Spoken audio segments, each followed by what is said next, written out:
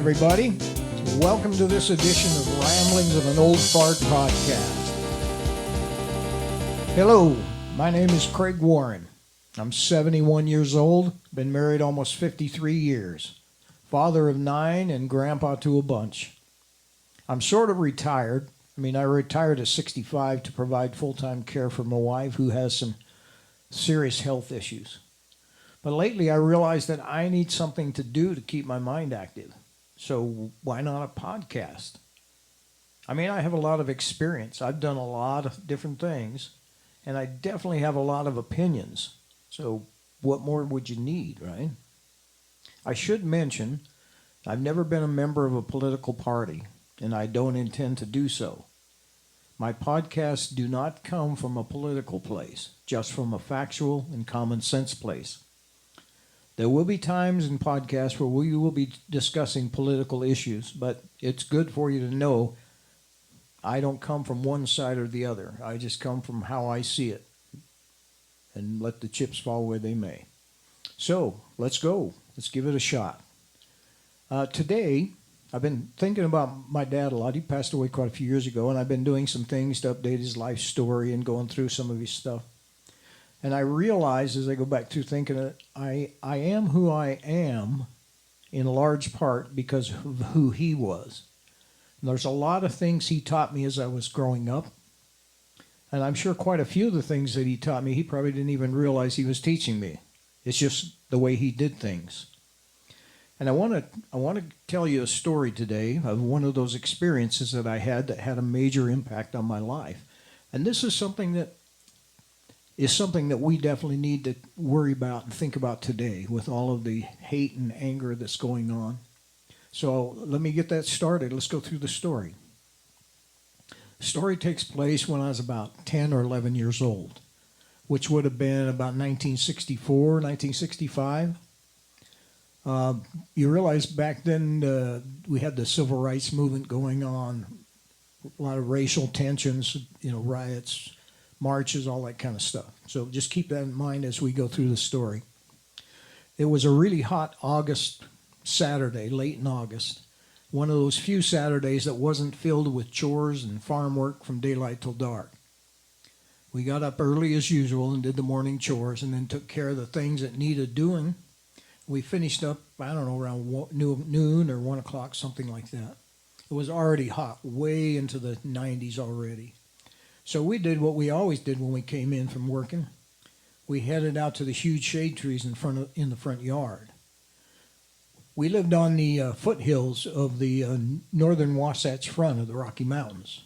So there was usually a breeze of some kind blowing down from the canyons in the mountain there, and that coupled with the shade felt at least 20 degrees cooler.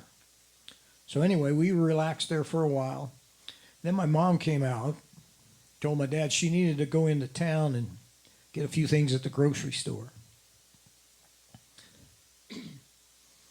Now, we didn't buy a lot from the grocery store because we had our own milk cow. We raised our own beef, hogs, chickens.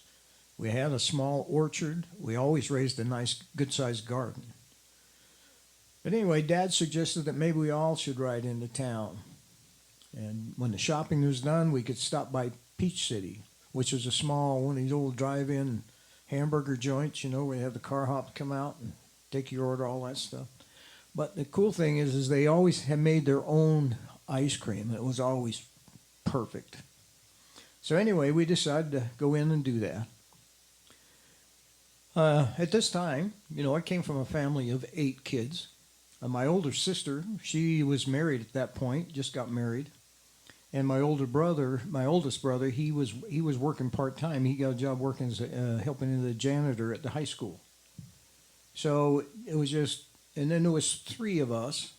My brother Kelly was like 11 months older than me. My younger brother Kim was a couple of years younger than me. So between the 3 of us, there was barely 4 years difference. So we were pretty close, and so the 3 of us together, when we were driving, we'd play some stupid, crazy games. You know what I mean? Like we'd see who could identify the most out-of-state license plates as the cars passed by, and Maybe that Pee Wee Slug game that kids used to play all back then. Anyway, this was all going as usual. We got to about 2 miles before we hit town, and my one brother spotted somebody walking alongside the road. As we got closer, he yelled out, "Hey, there's a bum." And he meant by transients, one of these hobos kind of guys. Said, "Yeah, look at those dirty clothes," and he even has the knapsack thrown over his shoulder, just like you see on TV. Back in the day when they seen some of those, they always had that little stick with a thing tied on it, go over their shoulder. Anyway, then my other brother blurted out, "Oh, and he's black." Then we heard my dad from the front seat. "All right, you guys, that's enough. I don't want to hear any more of that," right? And that was that. You see, my dad, if he had asked a second time, it could very well be with his boot planted firmly in the seat of your pants. You know what I mean? But I want you to understand something. The fact that he was black wasn't a racial thing. It was just a notice of fact. We didn't have black people in our town or anywhere close to us at that point. We'd have to go into some of the bigger cities. So this was something that was different. We didn't see very often. So anyway, it didn't take very long. We were past him. With kids, you got a short attention span, so our mind went back to playing those stupid games and things. But after we got to town, after we got the shopping done and the ice cream cones were almost gone, we headed back home. Again, the travel game started and, all that stuff to keep us from being bored. And as usual, or always usual, I should say, again, until we got about 2 miles from home, and again we came upon that black stranger. He's walking down the side of the road just like he had been. He traveled quite a distance from the time when we seen him heading into town. Again, comments started about his dirty clothes and other stuff. But this time, Dad wasted no time in reminding us that he'd already told us about that kind of talk and that we shouldn't be pressing our luck. My dad wasn't opposed to pulling the car over and taking care of business alongside the road, if you know what I mean. Anyway, we arrived home a few minutes later and helped bring in the groceries and stuff in the house, and then immediately we headed back out to those big old shade trees. We'd all got pretty comfortable, just lounging there in the shade. And I think a couple of my brothers even dozed off a little bit there on that nice cool grass and the cool breeze and the shade. Just too much. A short time later, though, my younger brother spotted our stranger again coming along the road, and he was going to be walking right past our house, right in front. So we all perked up because, we wanted to get a closer look at this stranger. We didn't see people who looked like him in our area very much. Especially, we didn't see a lot of these hobo kind of guys, but we definitely didn't see somebody that was black.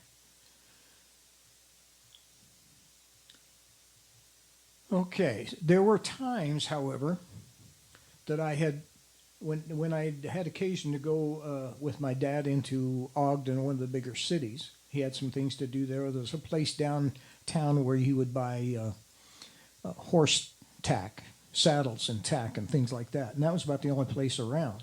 But it was not in a good part of town. So we'd see people of all kinds, and we'd see some of these homeless guys and drunks and beggars, and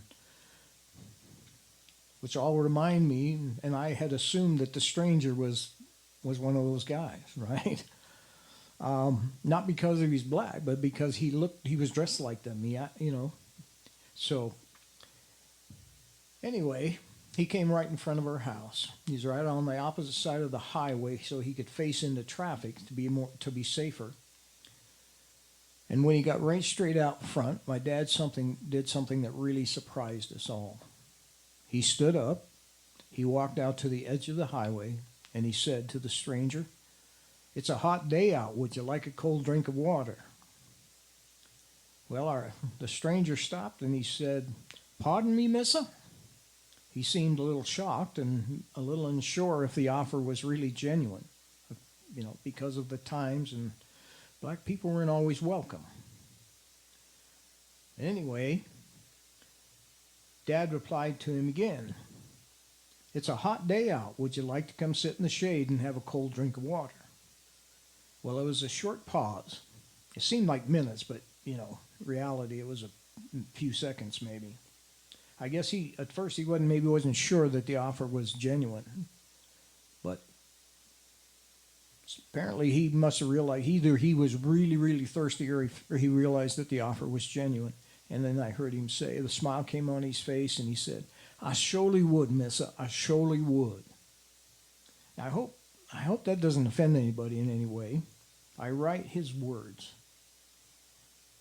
Even though this has been over 50 years ago, I can still hear his voice in my head every time I think back on this experience. And that's the way he talked. At that point, one of us was sent in the house to fetch our guests a glass of water. I should mention here that we didn't have no dang city water at our house. Like I said, we lived on the foothills of the mountains, and our water came from a spring that came from deep within the mountain. It was the best water around, and it was ice cold year round. Our guest must have agreed because he drank several glasses before he was quenched, I guess. His thirst was quenched. But I assumed that after he got his water that he would be on his way. But Dad apparently had some other plans. Dad started talking to him about the weather and where he was from and where he was going, and talked to him like a longtime friend or neighbor or something. I didn't really understand why. But then the stranger indicated that he should be going. He had a long, long ways to go. But Dad had some other ideas, I guess. We were surprised when we heard him ask our guest, "Are you hungry? Have you had anything to eat?" I have to say I was just as surprised. When I heard the stranger's answer. "I'm okay, Missa. Had me couple piece of bread yesterday afternoon. I'm okay. Don't want the missus go no trouble." Well, I had made some assumptions about this guy based on my experiences with some of the street people I'd met in Ogden, His answer had me questioning some of the validity of my assumptions. But Dad wasn't going to give up so easy. This time he said, "Oh, it's way too hot to travel right now. Why don't you have some lunch? And by then it should start cooling down a little bit." To which our guest replied, Well, okay, Missa, but like I say, I don't want the missus going no trouble." "Oh, it ain't no trouble," Dad replied. "When you got 8 kids to feed, fixing for one more ain't no trouble at all." To which the guy replied, "You got 8 children, Missa? Wow, that's a fine family," he says. With that all settled, one of us was sent in to let Mom know that Dad had offered our guests lunch. But of course, we all 3 went. Mom, who was unaware that our guest was still here, thinking he had left after his drink of water, she was caught a little off guard by the news. "Your dad did what? Is he out of his mind?" she said.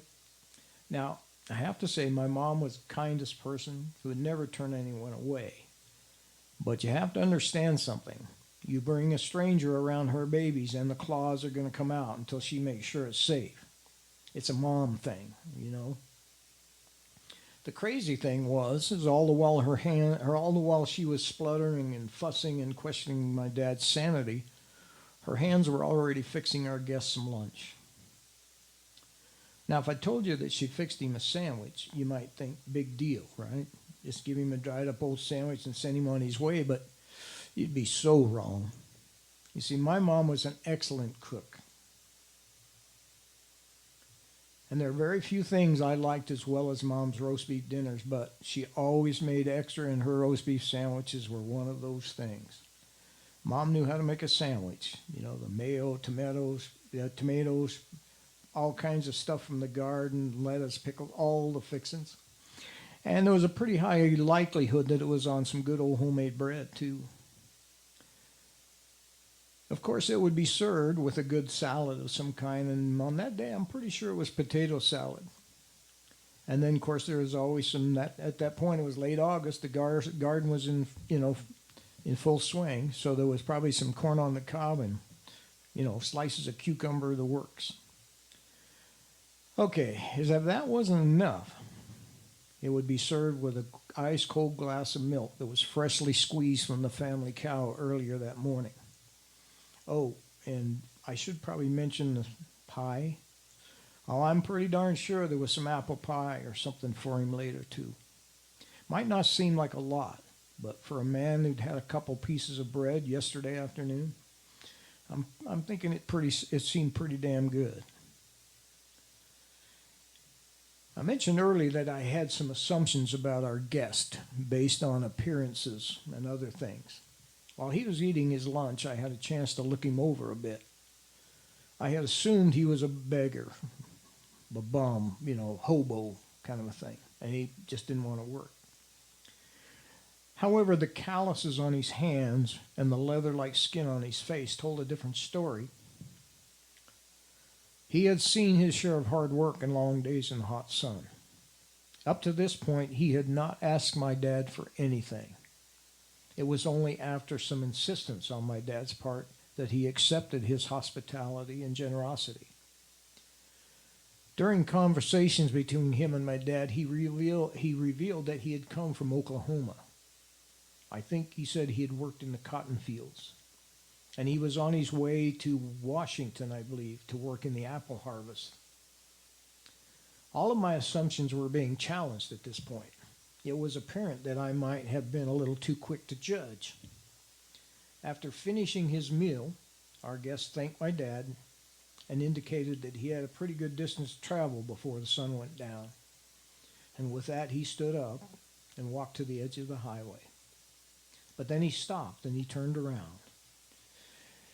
I immediately assumed the worst, and I was absolutely sure he was going to ask my dad for money. That's what the others did when I seen them, encountered them in Ogden on the street. They always asked for money. You want to know what he said?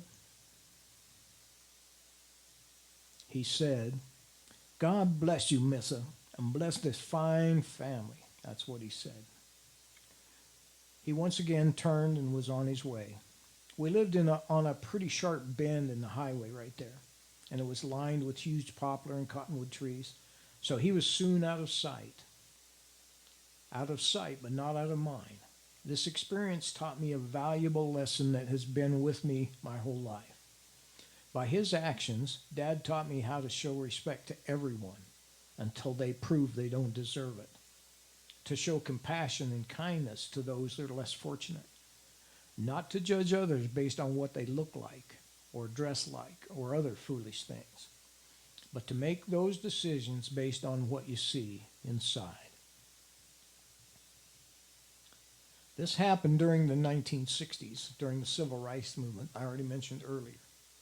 So this is, to me, after I learned more about that stuff, this really has held a lot more importance in my life.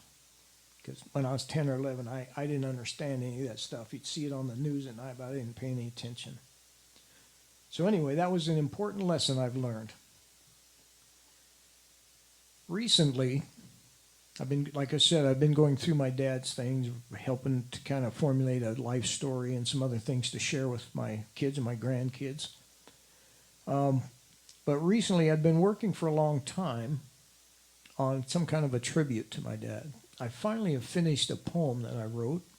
I would like to read that to you, and that might give you some ideas more about how Dad grew up, what his life was like. I retitled this one, "'Cause My Daddy Was." By the time that he was 8, he was standing in the field, learning that the earth only gives what you're willing to yield. His daddy harnessed up the team for him before the sun would rise, and he'd work those horses till the moon took over the evening sky. Yeah, he grew up hard and he grew up strong. The only way he knew was working hard all day long. Then came 1944. The Army came calling, and Daddy went off to join the war. He was sent to the Philippines to fight the Japanese. He saw such horrific things that at times collapsed in prayer on bended knees. Good men died all around him, and if not for a guardian angel, that would have been his fate. Daddy brought back scars from shrapnel and terrible nightmares too, but what he didn't bring back was hate. He was sent into Japan as their war was all but lost, sent there to protect the families of the soldiers who recently they had fought. A lesson in forgiveness that can't be sold or bought. He chose to lead with mercy when he could have led with pain. And that's the blood of a good man that flows in my veins. He traded in the reins for a steady hand on me, building up a future out of honest industry. I didn't understand it then, the calluses and the grit, or the way he'd keep on going when most other men would have quit. But now I look at my own life and the man I've come to be, and I see that little boy standing in the field inside of me. As I grew up, Daddy was always there, with a hand held out to help or a burden we would share. Sometimes it was tough love, sometimes as a guide through the shifting sands, but he always stood beside me, a firm and steady man. He was tough and he was strong, and he would have given his life to keep me safe from harm. But then I'd see tears in his eyes when he held a new grandchild in his arms. Now I'm catching the reflection in the hallway glass, and I see his steady hands in the mirror as the years pass. It's the way I learned to hold my temper, or the way I enjoy the little things more. The things I used to shrug off, I don't ignore them anymore. Every sacrifice he made, every disappointed look when I'd transgress, was a blueprint for the life that I've been lucky to possess. I seen him face the winter cold. I know he faced the gun, but the most powerful thing I seen was when his race was almost run. When his body failed him and he knew his time had come, he thanked God for life, for family, and for his ever-present grace. Daddy passed on that night, but he left this world with a look of peace upon his face. There is a point in life when one needs to stop, take a moment to contemplate, to reflect, and finally pause. If I've become a man, a real man, a good man, it's because my daddy was. Here before we go today, this is not really an article or anything. It's just, you know how it is sometimes when you get a product, you buy something, and you think, wow, that's really impressive. It does exactly what they say it'll do, and it's really useful, right? Well, I told you early on that my wife had some pretty serious health issues for a while. One of those has been an AFib heart issue. And recently, over the last year, she's gone through two of these laparoscopic surgeries, I guess is what they call them, to fix some things in her heart. And they've been very helpful. But here this late last fall, after she had the last one, the doctor mentioned that he thought it would be a good idea to have one of these, what they call the Cardia Mobile, which is one of these little portable, it'll give you actually a medical grade EKG so that she can check where her heart rhythm is and keep track of it. Of course, it comes with an app so that, you take it and then it stores it in your phone. And then, of course, the app has where you can also go in and add some of your vital signs, like your blood pressure and things. And so that's what she does. Now she'll check it, 4 or 5 days a week. And of course, since then, it's never triggered an AFib problem, which is a really good thing to have. But I've watched this as she's used it. And one of the things I noticed that to me is the most valuable part of this thing. Every day when she uses that, and she texts her heart rhythm or CT scan comes out, and every day when it comes, it says it's in normal rhythm. They didn't find any abnormalities. She checks her blood pressure, and it comes in a normal range. I just see this look on her face where she's just relieved. There's a lot of that stress and worry that she doesn't have to carry the rest of the day because she knows she's doing okay. To me, that's the most important part. But it does all these cool things, and it's one of the best things. It's easy to use. My son helped her set it up when we got it. And, I mean, it's just easy. The app's easy to use, the whole thing. So if you know somebody in your life that has AFib issues, you should contact Kardia. It's Kardia.com, I think. This is one of those things that it's a big plus buy for me. It's worth every penny just for all that stuff. This is not an advertisement for them. I'm not set up. This is just a testimonial. I just wanted you to know. Sometimes you just find something that's just worth telling other people about. And this is it. So anyway, it's been great today. I thank you very much for joining us. These podcasts will be coming out every week as far as we have planned. And so come back and join us, would you? You guys have a wonderful day. See you next time.